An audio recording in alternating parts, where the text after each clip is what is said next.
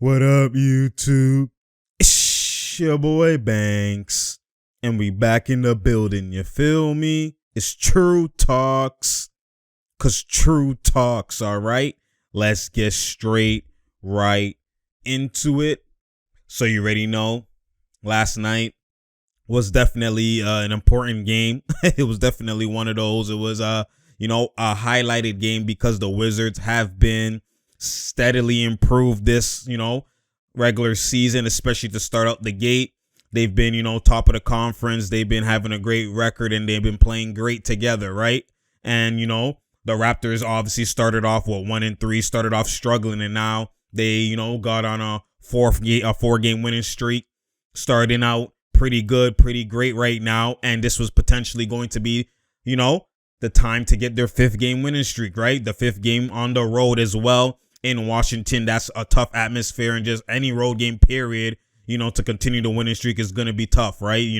So the fact that the Raptors were able to even get the win and get that is definitely why it's an important and an improved and just an elite game period overall. So when you look at it from that perspective, man, dog, this is what elite looks like. The Raptors are definitely silencing, some of the critics. I've been one of them, you know what I mean?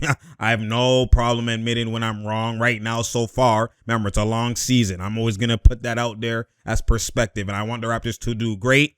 But at the end of the day, I'm kind of just using, just kind of, looking at the landscape and checking out, the field, the rest of the field. So I didn't see and foresee the Raptors, going on a streak this early. If anything, I thought they would get on a winning streak later and get in the 9 to 11 range for the play-in. But the fact that they're starting out the gate like this, missing Scotty, missing Pascal, again, the jury is out on Pascal and Scotty playing together. But at least with Scotty in by himself, without Pascal, has definitely been elite out the jump, out the gate, right? So, without Scotty, that's even another reason to be like, okay, the Raptors aren't going to play, and then look, they still continue to win. So, the history has shown that the Raptors, the way their system flows and the way they play is kind of like the main thing that they focus on is defense, right? Defense, regardless, whoever is in.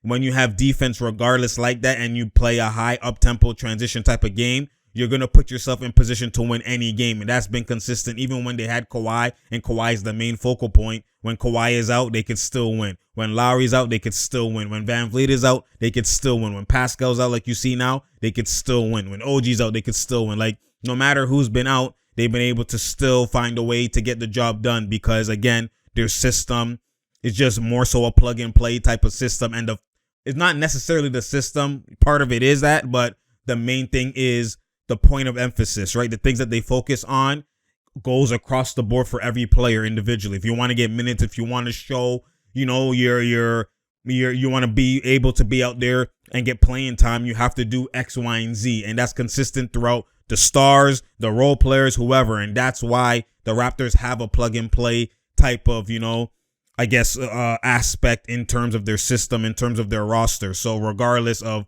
who it's been. So that's why they're able to win these games that most teams won't be able to win, right? So, that's obviously what elite looks like in itself. And that's just Nurse implementing, a great strategy, the coaching staff and all of that as well. But now if we move past that and just analyze the game and what's been the key thing to the Raptors this season. Because if you look at the Raptors last season, right? It's just the context, right? So let's go into the context because I gave it that context. And the main thing has been, and this was been applicable to like guys like Vanvleet and OG especially, right? If you look at the Raptors in the past couple years, right, other than Kawhi's been the guy who's applying the mid-range, aspect and the mid-range ability in the arsenal, right? We already know that, right? But then after, and DeRozan did that as well too, but, it wasn't at a high octane level that it should be in terms of a superstar level. But the other players around the DeRozan or the Kawhi, they've been applying the mid-range here and there, but not really. They've been an analytical type of team, which is drive and kick, right? They've been doing that all the time. Pump fake, drive all the way to the paint. And, obviously there's going to be times that it's open because you blew by your defender, has he, blow by. The drive and kick has been so, basically sporadic. It's been drive and kick, pass, drive and kick, the multiple rotation of the defense that now there's a lapse and a collapse in the defense. So now the third or fourth or fifth person doing the pump fake driving kick, they don't have to kick anymore. They could just go up for the layup because the rotation is going to break down on the fifth, sixth rotational swing, right?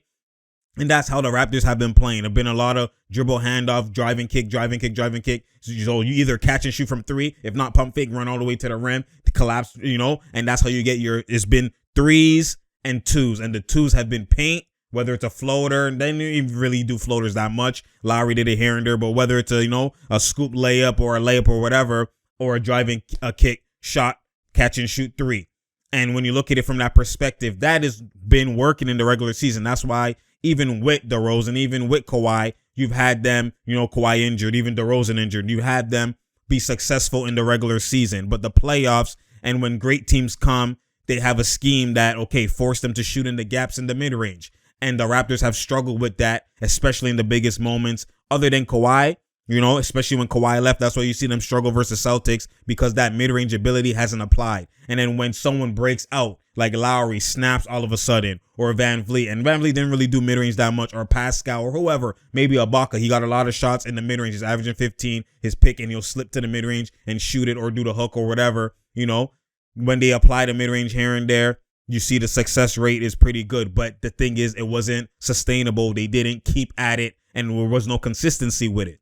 So now I've always been preaching. If you've been following me for a while, I've always been preaching from day one. Like, that's why the Raptors have been a frustrating team to watch for me, because those gaps and what they give you, the drop coverage and the mid-range has been open. It's been what the defense is always going to give you, especially in this new era. They give you that all day, every day. And actually in every era, that's what they give you, right? Whether it's subconscious or whether they don't mean to, you're going to always close out on threes. And then there's always the big that's waiting in the paint for you. There's always that mid-range area, which is why the elites have that ability.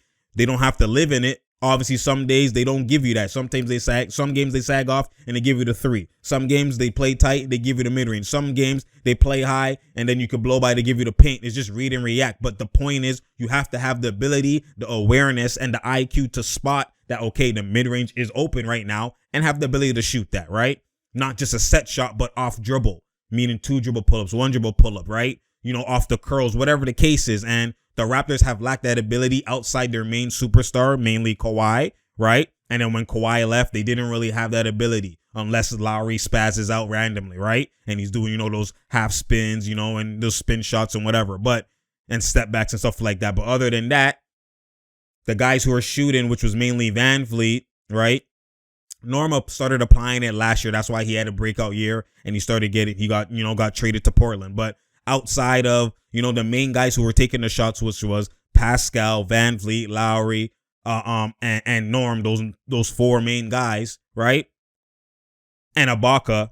Well, now Ibaka left. So basically those 4 guys, no one has really been applying the mid-range to that point. And OG as well, right? Those 5 guys. They apply here and there, but it's not consistent. So now this year you're starting to see, and that's something I've always been preaching it, and they didn't do it. So that's why I was like, they're going to do the same. If they play the same way they play, it's going to be the same 11 seed because they don't abuse the mid-range. You know what I'm saying? And then now you take away Lowry. There's no way. There's no way. There's absolutely no way. But then what happened? Vanvleet and OG, mainly them two. Gary Trent has been doing it, obviously, when he gets the chance, but he's been struggling with percentages, right? Which I have no problem with anyways, as long as you take those opportunities that they give you. So now how they play you is going to be different. And you're seeing that with Vanvleet. Like, before he used to just run into the paint, right? He'll have the 3. If not, he'll hesitate and he'll try and go to the paint or dribble or whatever and go to the paint. And the big is waiting for you in the paint. And, he's miniature. So he's trying to go up on these big bodies, doing these scoop, trying to do these fine new finesse ways of doing these layups, which is not a problem. Like, Kyrie's elite at that, but Vanvleet is not, what I mean? There's only, like, he's going to get punched. He's going to hit backboard. They're trying to draw a foul. Like, it's not a high success rate, which is why Vanvleet has never shot a hella high percentage, even though he's been killing in other seasons. He's been around low 40s in terms of field goal percentage, and that's not elite. And that's why I said, in order for Vanvleet to advance his game, like, to get to that Kemba, the Kemba, the Kyrie, those elite type of guards, even you see Shea, those elite guaranteed 20 plus per game score in terms of guards that they can score in 3 levels and you're flirting with being an all-star, and you're like, you're a problem. You're on the scouting report guaranteed. We have to know how to play you. Like, you're one of them ones. To get into that higher tier of point guard play, Vanvleet has to apply and add the mid-range bag to his arsenal, right? He has to apply that ability, and that's what I've been waiting for. He's already been, hovering all-star. Obviously the record for the Raptors was not the greatest last year, but he has been breaking out and has been advancing his situation in terms of his opportunity. No Kawhi, It's been him and Lowry, Pascal, he's not guaranteed to just go to the half court every play, right? So you have the opportunity, your usage is going to rise. But to now get to that past just, my points are going to get better because more opportunities, get to the point where you're guaranteed this. You're on that tier now. People have to pay attention to you, right? That's where he needs the mid-range ability to do that.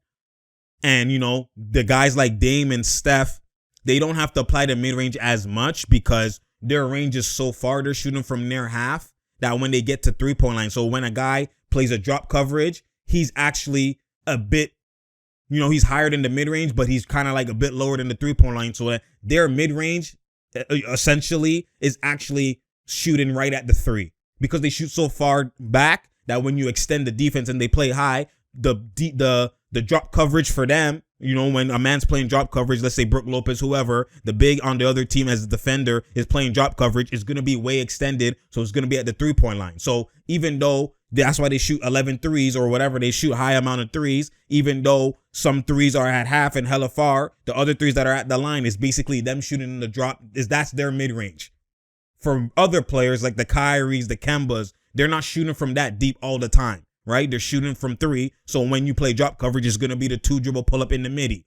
And that's where Vanvleet and the other point guards can't look at Dame and Steph and be like, I don't need to shoot no midi. It's different. They're still shooting a midi, but it's extended. So their midi is actually a 3. And so for Dame and Steph, this doesn't apply. All point guards are doing the same thing. Being able to shoot in the gap, right? Sometimes the gap is a 3. Sometimes the gap is a midi, right? You have to just take advantage of how the defense plays you. And that's the whole point. And you're seeing Vanvleet this year, and I love it, man. You're just seeing him night in and night out, basically applying the mid-range ability. He's actually taking it and actually applying it, even to the point where there's no drop, and mans are recovering, the point guard, and he's doing step backs. He's actually shot creating now at the midi. And that's now increases percentage. You see it. You know what I'm saying? He doesn't have to always rely on the 3. You know what I'm saying? Because now the mid-range is there. He's creating, and that has a natural and a positive correlation to the Raptors' wins. You could see it because now he's applying that mid-range bag. You're starting to see OG obviously apply that mid-range bag, right? Even Svi, all these other guys doing pump fake 1-dribble pull-ups like Bearmans are doing it. Trent is doing it. You have 4, 5, 6 guys that are doing it, right? So it's like now the defense struggles with what do we give you? Because before they could play a game plan and consistently stay to the game plan throughout the whole game because the Raptors aren't going to adjust to that. You're seeing the Raptors, Vanvleet especially, adjust to that. So now when they step up higher, now he could hezzy at the mid-range and blow by the big and get to the paint, and now other things open up and you get more open shots without closeouts because they had to double or pay attention and focus more so on Vanvleet. That's why you can see Vanvleet probe around the mid-range. They know he might step back and then pass it to Gary Trent. He's wide open. Stuff like that. Like they pay attention to you more. You could hang dribble around the midi and mans have to focus on you. Now there's more open shots as opposed to you just walk around wasting opportunities. Mans can recover, scatter, and go back to where they need to go to, knowing you're not going to shoot. And then you just now have to shoot on the back end of the clock, now off an ISO. Mans are taking advantage of opportunities, and that's what I've been preaching. And that, like, you're seeing Vanvleet do that. You're obviously seeing OG apply a whole bag. Like, Vanvleet applying the mid-range bag, like, that's been the next step for him individually. And actually, you see it correlating, like I said, with the team now. And this is not, because the Raptors have always had great defense. The problem has been their offense when the other team locks in defensively. What do? Do you adjust? Do you kill opportunities? Now they're killing opportunities. You're seeing games that aren't necessarily actually even pretty close. They're like, it's a substantial type of win. Like, it's a comfortable win. Obviously, it's a game of runs. Mans are going to come back, whatever. But, like, man's like near, like, at the 1 minute, 2 minute mark, like, we're up like 8, 9, you know what I mean? Like, it's a comfortable type of win. Not necessarily a blowout, but it's not hella tight. Like, mans could go on their phone while watching the game because, it's basically over. It's one of them ones. So it's like there's a natural progression and a natural correlation with these things because you're seeing them apply that. Now, again, There are going to be times where they might miss or want to, but they're sticking with it. I rate OG for sticking with it. His arsenal, he still has the arsenal and applying it. He didn't just at the beginning of the year, people were like, oh my God, OG just passed that. Yo, what are you doing? Because he's been struggling on applying his new bag, right? He's been struggling in it. And I said, I always say, even that's why I've been mad at Pascal from time.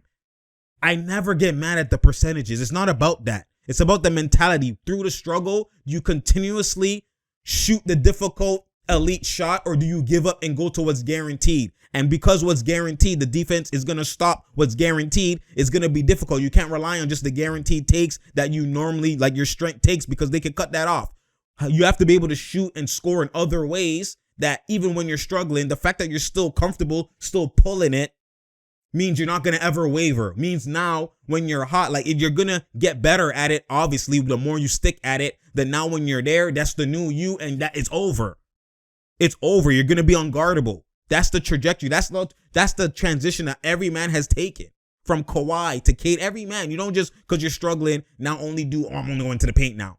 They'll always, coaches will tell you that, other mans will tell you that, and that's cap. That's the old school way of thinking. Oh, you're struggling, just go to the line. Like obviously within the play, if you're struggling from shooting and you're pulling it, again, remember, if it's what the defense is giving you, if they're giving you gaps and you're pulling and you're missing, continue doing it. Continue doing it, because now a man is going to make a mistake. Oh, he can hit that. If you make one, oh, he can hit that. Now you can blow by, go to the line. Obviously in situations where you would settle, now you're going to, no, let me just go to the rim. Kill him. Like the guy, instead of pump fake a one dribble pull, pump fake, go to the rim, Euro, and just draw the foul. Just, instead of pulling up, even though that's there, go to the rim now, draw the foul, get the 1-2 freak, they'll get your rhythm, and now go back to what you were doing. Those are not a problem. But some coaches, some commentators, some guy, why is he shooting that? He's struggling, stop shooting. Like that's where it's like, now it's even worse, because for a shooter to now stop shooting in those situations, it's not the fact that you're just stopping to shoot. That's not you physically just stopping to shoot is not the problem. The fact that mentally you felt that I'm struggling, I'm off right now, I shouldn't shoot. That is a mental weakness mindset, which is what people don't dive into, because you're not always going to be hot. There's going to be games, the hardest playoff games, you're probably going to struggle. When the defense is hella tight, you're going to still have to shoot what they're giving you. Still be able to not think and not worry about the past shot you shot and have a new context. Erase the past, and every shot you're trying like it's a new shot. That mentality, that's what you see Kawhi do. You seen him do it versus Philly. When he was struggling, missing, and he shot 40 shots, 39 or whatever. Did he go, oh, I was missing on 1-2. I don't need to go paint. The paint is padded. Their mans are in the paint. Embiid is waiting there. Still shoot. They're giving you that for a reason. Because they're saying it's guaranteed here. We're stopping this, shoot that one. We'll give you that. You still shoot it, even if you're struggling. That's a mental approach that people they don't think about and they don't assess. It's not on the stat sheet. So when Pascal was struggling, not doing that, that's where I was like, I was getting frustrated. I'm like, what are you doing, yo? Advance your bag. This is the time to, if you can't do it in the regular season, you're never going to do it. So the fact that OG through the struggle, he did it in preseason. Bear Man's do it in preseason and they don't do it in regular season. Now he's doing it in regular season and he struggled at the beginning. I was looking like, okay, are you going to change? Let's see. Shooting atrocious percentages. What did he do? Continue through it. And then now look, bag season. My bag's even greater than the next man. Oh my God. Like that, you see what I'm saying? Like it's just what elite looks like. And that's what I've always been, that's why I say when True talks, you listen. Even though I'm wrong, even when I'm wrong, I'm right. You feel me? I might be wrong that the Raptors are doing way better than I thought, but I'm still right in how they're playing. The midi. It's all about the midi. The analytic is cap. It's hella cap. It's hella cap. You know what I'm saying? So like at the end of the day, like this ability, like I love it, man. You're seeing Svi, you're seeing all these guys like Svi's playing great. Like they're going to have to, when Pascal comes, there's going to be a real like Nick Nurse is going to get tested. Like what do you do? What lineup do you do? Right? Do you keep Scotty and Pascal 4-5? Or do you keep Precious? Even though Precious has been playing atrocious, his handling ability and certain things he's been doing has been a benefit at the 5, right? So it's like, which way do you go? Do you put Precious on the bench and you keep Trent and you go Vanvleet, Trent, OG, you know what I'm saying, Scotty, or Pascal, Scotty? Is that what you do? Or do you put Scotty to the bench and keep, or do you put Pascal to the, he's not going to do that obviously. Or then do you put Trent to the bench? Trent is like a pal. He plays great starting. Like what do you do? It's more so, do you keep the length or do you keep the scoring punch from shooting? Like, what do you? That's, and you know what I mean. And then seeing the Pascal Scottie dynamic in terms of the same play style, how's that gonna mesh? Right? Is that gonna affect the team in a negative way, or is it not gonna matter? Like, there's so many questions that have to get asked, because that's what happens, or always happens when you're killing in a situation and having a win streak. You don't want to, if it ain't broke, don't fix it. You know what I'm saying? So it's like, now when man's come back, and because they're higher in the hierarchy than a Svi, who's been starting playing great, right? Mans are higher, you know, in terms of the politics, in terms of the hierarchy, they're higher, so they have to start regardless. You're not gonna, Svi's playing great, keep him started, put Pascal on the bench. Like, you're not gonna do that. And this is the trouble that always happens. Do you stick with what's working, or do you, now when men's come back and the politics and the name and the brand, you have to start the guy and does it mess up the flow? Especially when some guys coming back are more limited. You know what I'm saying? It's not like it's not like it's a KD who could just, no matter, you could just see what, they're scoring in this set that they're doing. I'll just chill in the corner and I'll just catch and shoot. And when I catch and shoot, pump fake, one dribble pull, like, I'll let it be. I'll score regardless, you know? These aren't guys like that. They have to score in their specific ways.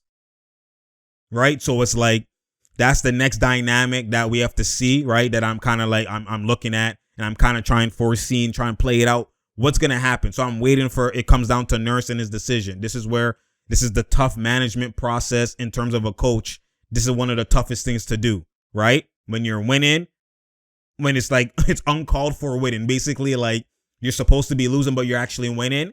And mans are snapping, mans are getting better, mans are, you know what I mean? Like, now when the head of the snakes come back, what are we really, you know what I mean? It's tough. So that's a tough situation to be in as a coach.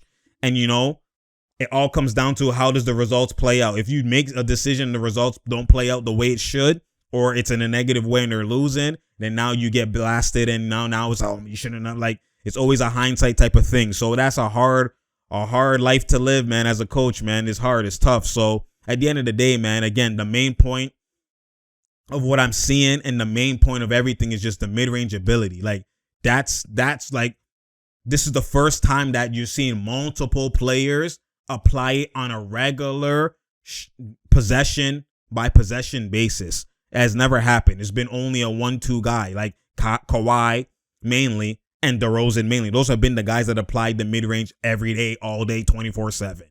And they shot the threes here and there. Like, other than that, it's been reverse. It's been, you know what I mean? Now you're seeing mans are literally shoot, like, dog. If you're seeing before, like, if Vanvleet was to have 33 points, he's definitely had to make like 7-8 threes. He just went 3 for 6 from 3, just 3 for 6, but had 13 field goals. So out of his 13 field goals, 3 of them were threes. The rest were mid-range and paint. And I only think, he maybe had like 2 or 3 paint. Let's see how many mid-range this man applied. Let's actually check that, and let's go. Let's go real quick. Hold on 1 second, man. Like, bruh, like, this is what elite looks like. That's what I'm trying to tell mans, man. Like, at the end of the day, like, you have to understand that, like, this is the evolution. This is what I be talking about. So it's real, recognize real. I don't need to talk to Vanvleet. I don't need to talk to a specific player. I don't need to do none of that. At the end of the day, mans know that, like, the game is the game. The footage is the footage. Once you look at the footage, you know, this is what I need to improve. This is what I'm lacking. Like, that's why it's like, when you talk, you listen. I'm just looking at the footage with IQ, with a trained eye. And based off that is where I get my conclusions based off the footage. It's not no bias, or it's off the footage. And off the footage, I've been saying Vanvleet, like, real, recognize real. If he wants to get better, him looking at the footage, he has his people around him. This is what you're struggling at. You're not pulling the midi. And you can see, he's said he's been working on it for years. Like, he's been actively working, especially this offseason, he's been working on it. He's been actually, like, this has been a focal point, because he knows, like, at the end of the day, that's real, recognize real. I don't, you know what I mean? Like, look, how many mid-range? 1, 2, 3, 4, 5, 6, 7 mid-range takes, fam. 7 mid-range, sorry, not takes, mid-range makes. He took 1, 2, 3, 4, 5, 6, 7, 8, 9, 10, 11. He took 11 mid-range shots, fam, and went 7 for 11 in the midi. That's what elite looks like. And in the paint, he went 3 for 5. And some of those paints, they have it on the block, so it could have been like a float. You know what I mean? Like, come on now. What are we talking about? What are we really talking about? And some of those threes he took was actually in the gap. The one pump fake sidestep in the gap. The one off the curl in the gap off the screen. So it's still like a mid-range type of take, but from 3. So like that's what I'm talking. It's not just catch and shoot or just pull. Like, you know what I mean? Like this is the evolution of Vanvleet, man. And this is what I've been excited for and been pleading and preaching for him to do from time, man. From time. So at the end of the day, man, this is like when you're looking at it, like the Raptors, if this is consistently who they're going to be, we're going to have to adjust that 11 seed, that 9 to 11 range seeding. Like they definitely going to be a mid of the pack, like a 4 to 6, maybe 7. You know, you never know. Like, again, I'm waiting for how, you know, when Scottie and Pascal come together, that's for me that's the elephant in the room. Right? That's the elephant in the room. Because if this was the team, why would I wouldn't have, you know, we already see what we see, even though it's early, but you know what I mean? We see it's not about the wins necessarily. It's about the play style, right? Can it be consistent? Can you see it lasting for a long time? When you're now applying the midi, this play style could last forever. If you're only shooting 3s or 2s, it becomes whether you're hot, whether you're not, whether you're hot, whether you're not. But middies is like, those are guaranteed open shots. Even if you're struggling, the fact that you're taking those, like, and then not only that, they have defense. So they're always going to be in the game. You don't have to rely on the 3 now. So when you're struggling, when you're struggling, you're pulling in gaps, you're taking advantage. Like that's like, this is beautiful, man. I love it, man. I love it. Like I've always been struggling watching Raptors, editing Raptors, like just be frustrated, like pulling the gap. Y'all wasting opportunities. Now, again, those situations are way less. They're actually taking advantage of it. Like it's beautiful, man. No wonder that the wins have been translating. It makes sense. Perfect sense. Now, obviously, you'll see how long his win streak goes. But the point is, it's what elite looks like. You know, I love what I'm seeing from Vanvleet. You already know what I love what I'm seeing from OG. I love what I'm seeing from Svi. Everybody across the board. Obviously, people have been mad at Boucher with the boost tray. He been chucking anytime he gets the chance. And mans have been mad at Precious because he been looking like a soccer player out there. You know, like a Nigerian soccer player out there playing. Like just you know, just sporadic. Just, you know, just if you play with a soccer man hooping, that's what Precious looks like. An athletic soccer man just hooping. That's what he looks like. You know what I'm saying? But you know, it's like his mechanics be awkward sometimes. His shot be air balls. Like, you know what I mean? Like, but at the end of the day, the aggression, the fact that he can handle, he's a unique 6'8", 6'9". He's like a Montrez, but like if Montrez decided to shoot, like the way Montrez sometimes on his ISO handle and hezzy blow by, like he has that handling capability. So it's been like that punch that he had. You know what I mean? Like it's those has been benefits, even though he's been having some negatives. You know, there's some crucial things that have helped the Raptors in a positive way. So, you know what I mean? I'm not too mad like with other men struggling and, you know, Boucher, people have been roasting and killing them. But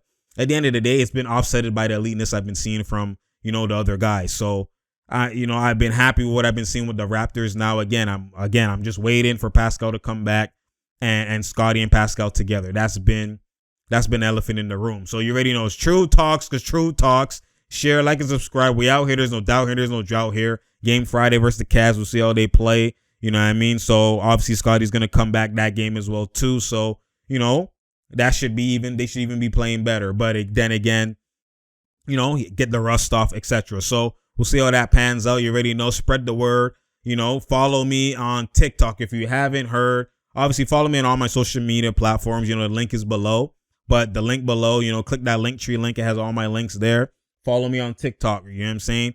TikTok, I'll be doing the uploads of the you know, the lip reads and the voiceovers.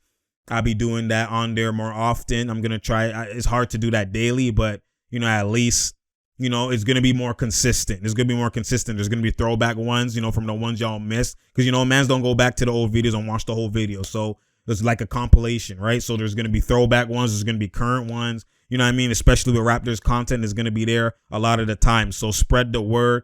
Follow me on TikTok, especially on my platforms. Follow me as well, too. I appreciate y'all, man. You already know. We out here. There's no doubt here, and there's no drought here. You feel me? I appreciate y'all. We at it, man. We at it. You already know. Click that notification button so you know when I'm here. Because I'm here. You feel me? I appreciate y'all. You already know, man. And I'm out, man.